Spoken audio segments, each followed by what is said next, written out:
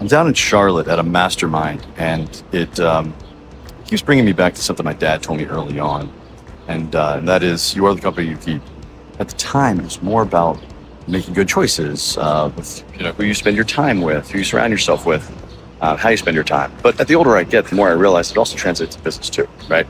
Being in rooms like this, where people are a few steps ahead, can be a little uncomfortable, sometimes even intimidating. Imposter syndrome tends to set in. But that's also where growth happens, right? It forces me to think bigger, operate differently, compare and evaluate my goals and trajectory. And since joining this particular group for private lenders, I've already seen it translate into how we run the business and how we think about what we're building long term.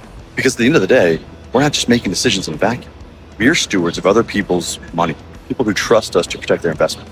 And then on the other side of that, there are entrepreneurs, real estate entrepreneurs, depending on us to show up, to fund their deals, to help them grow and scale their businesses. So being in rooms like this that challenge how you think, it's not just about personal growth. It raises the standard for everything and everyone we're responsible for.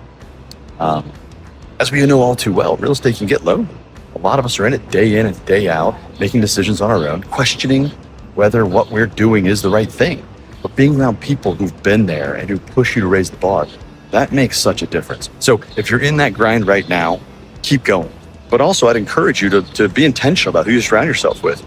It shapes more than you think. Find a mastermind if possible. So anyway, just something to, that's been on my mind this week. And anyway, looking forward to continuing the growth. Hope you're having a great one. Cheers, y'all.